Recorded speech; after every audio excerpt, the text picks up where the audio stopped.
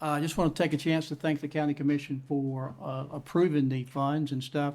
I hope you have enjoyed looking at the courthouse. Robert Bain and his group have done a fantastic job of getting it painted, getting things back up. They changed down all the lighting, as you can see. They're putting the new windows in. They'll finish up the windows this week. And of course, all the heat and air is in, and so it is a large improvement, and we appreciate what you did to fund that and Robert's work of getting that done. So thank you for that. License plates that you guys approved not too long ago as well. I think we sold 1,000 of them. Susan and them did all of that work, and but those will be in the clerk's office, and most people got a letter if you bought one on March the 20th, so this week. So you can start buying a Wilson County license plate that you guys approved. A young person from Wilson Central designed for the license plate, so thank you for that.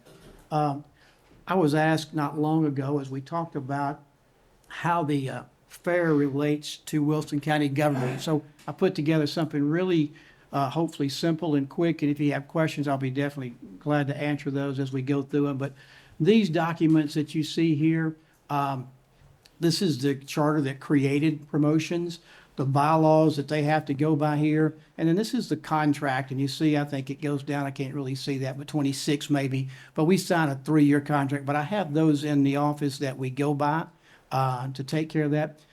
Promotion gives back money each year of what's left over after the fair. After they pay their expenses, they save back a year's worth of budget. And these are the dollars you can see since we've been here, since 2010, of the money that's given back, and I'll kind of show you how that works in just a second. But as you can see right now, about 6.4 million is the total of what's been given back since 2010.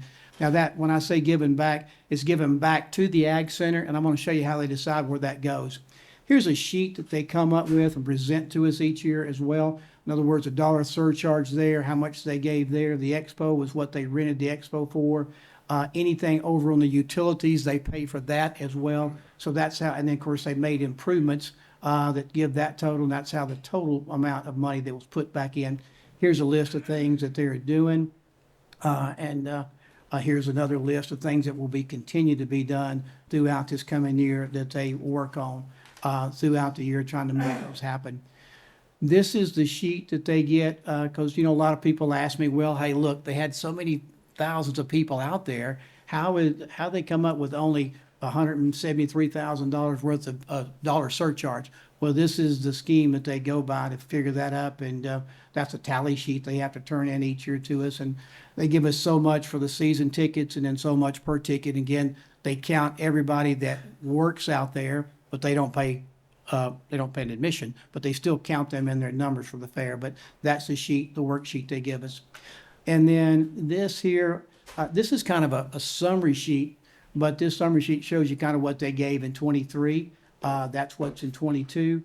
That's in 21. So you've already seen it, but these are the items of the things that were done. And I would just flip through these other ones. That's another, this is 20, I think that's 2020 sheet that you see there. So I'm going to flip through these. You'll see a sheet like that. Each year, they'll meet with the Ag Center director and say, hey, what do you want done? What do we want done? And they'll work on that. And then all these markings that you see, they set out to do this stuff, but then we meet with them again and say, well, what did you get done? Did you get it done? You said you were going to do it, but did you? And so that's what the markings you'll see there. But we have one, I have one going all the way back until we started here in 2010. So I won't spend any time with that, but that is a sheet that can kind of give you the improvements for that particular time. And I go back to that. I've talked to you a little bit about the ticket sales versus the free people that get out there. And then this is a dollar surcharge, and you really established this. Commissioner Keith really brought this charge out when we talked about how can we pay for the expo. And they said, well, let's do a dollar surcharge and put that towards the bond. But then the state said, well, you really can't do that. But you could do a dollar surcharge and put it back in towards the Ag Center anywhere you want to. So that's what you guys voted to do. But there's a dollar surcharge that really was kind of created, not necessarily for promotions, but for the Ag Center. But you can see the dollar surcharge that the fair has brought in since 2015 is 1.6 million just on that particular area there. And we go back and say 16 because that's when you guys created it in 2015. The fair, of course, rents the expo because again, that was something that we said if we, we give away so many freebies at the Ag Center, but we said the expo really needs to pay for itself. So we chose not to give that free to anybody. And then, so that's the rent they've been paying since they've been here. Of course, didn't have a fair in 2020, but it's $188,567 is what's been paid for the expo rental there. You know how the fair got here. The state wanted to bid out the state fair, asked all 95 counties to submit a bid if you'd like to have it, an RFP. The Ag Center said, hey, we don't really want to do that. We'll pass it to promotions. Promotions made the bid, got the bid, and then that's how they ended up being here. That bid that came in was really in two different funds. One was $5 million and one was $9 million. So a total of $14 million that they gave to us to be spent on those items that you see right here. And we're still working through those items as we speak. A lot of it's been spent, but not all of it has been spent yet to put that 14 million to use out there at the Ag Center. The dollars that are spent there, they all ran through here, so Aaron's had to handle those monies, and then when the bill comes in, we'll send the bill to the state verifying that we actually spent it out here, and we keep a copy. Aaron keeps a copy, so that's part of that. The Made in Tennessee building was one of those buildings that was done. Through that, there's been some other improvements that's happened. Right now, they're working on widening Peyton Road. Our contribution will be really giving up some right-of-way over there. But Congressman Rowe's group's got $4 million that's been donated or pulled from their funds from the federals to go out there. And of course, City of Lebanon's really carried most of the weight on this because they've had to do all the legwork on the grant. But they're also looking for TDOT to hopefully help match, not match the $4 million, but at least give enough to make that project happen. And that project's about a $6 million project, but we'll definitely change the red light there at Peyton Road. We'll widen that road as far back as we own at the Ag Center grounds. But that's one of the things. And of course, there's lots of other benefits that the fair brings. Of course, as you can see here, the different stuff that they do, and I won't spend a lot of time on that. But the fair is ranked 22nd right now in North America. So a total contribution of 20 million over the time that we've seen the fair out there just through 2010 until now that they've given back into our funds that's here. I'll try next month to do a study on we've done a study on the expo, but bring you those numbers so you can see how it's going, how it's paying for itself as well. Any questions on what we've got here? Commissioner Hall? Is there any plan in the future in the parking area out there with those lanes that are just gravel to pave that? Are you talking on the Peyton Road side or are you talking on in the front? In the front, we did those paving, those strips. No, I'm talking out there at the Peyton Road, especially where they do the dancing lights and everybody's driving through gravel to go Yes. through that. If you'll go back and look at this particular one here, if you see right down here at the bottom, right there, parking area and lighting, they've got 1.2 million set aside to work. They're surveying that land right now out there to try to make that network a lot better. That will work with the dancing lights, but also with any parking event that happens on that side. But that's what that's 1.2 million is going towards. Commissioner Denton? Well, I have a lot of questions, but first of all, I don't know what they was created to do except put back in what they made. What Say else again? would it be done if it would be a for-profit organization if they didn't put back? And Sure. what they do put back in is to increase the value of their fair the next year. Seems to be most of the projects, more so than what would help our ag center completely. Number two is we have several contracts we signed. We signed with 3 different contracts I saw that with no numbers in them. I saw the numbers tonight on that one, which is considerably low than anybody else for the expo center, way low. The expenditures are way high. It actually costs us hotel motel tax during fair week and restaurant tax and things like that. So we, the expo center at least, we lose money. That should be our highest month an expo center, because that's all utilized and all paid for, and yet it's set at the lowest rate. Who sets the rates at a lower rate than everyone else gets the expo, and it costs us more also to operate that month than it does. And instead of 4 weeks, I understand they get 5 weeks or closer to 6, maybe from now on.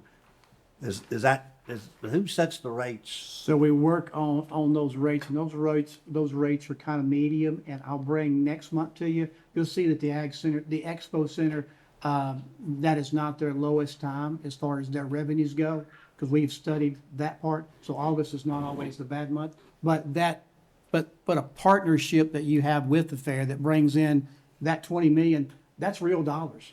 That's 7.1 million they spent on that Tennessee May building. They're gonna use that the 9 days they have the fair. The rest of the time, me and you're making bank on it. We didn't pay a dime for it. But I mean, that's rent for the whole year. Well, our And it's from state here- tax It's from here dollars. on out. So those 20 million, those are real dollars. And they went back into things that are at the Ag Center. And so, but the rate they have on the expo, it's not discounted really low. I don't know who's dropped the seeds on that probably with you, but when you count that and you count the overage in the utility bill, and then you count what they give back, like this year, they gave 1.1 million back. So you have to count some of that as rent as well.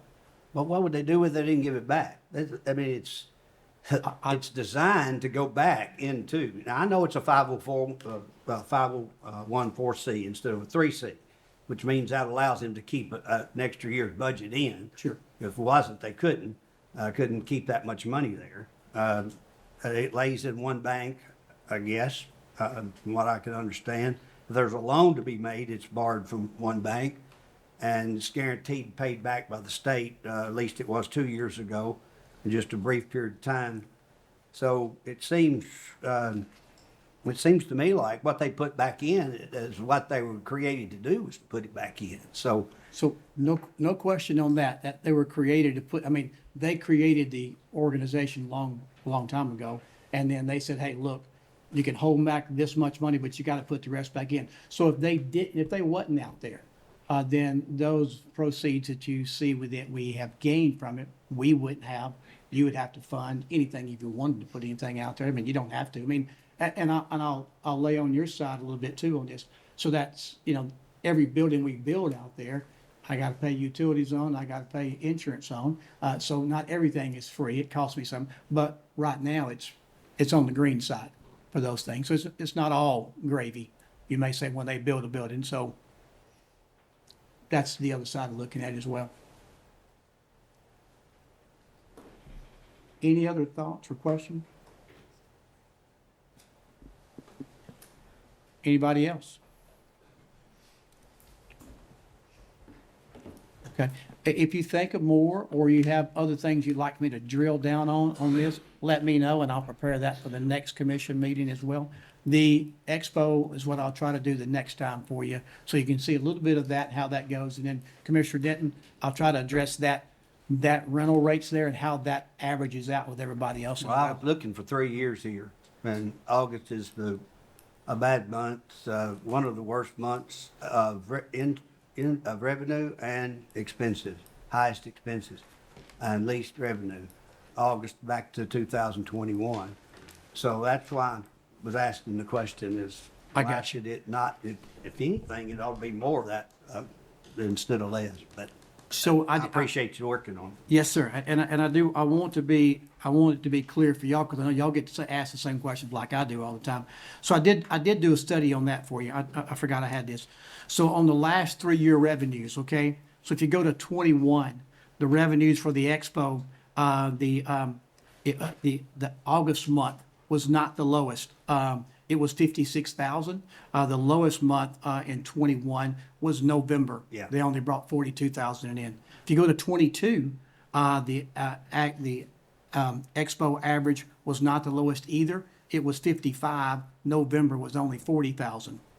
You go to 23, the August month was the lowest at 45, with April being second at 54. So you do have that part.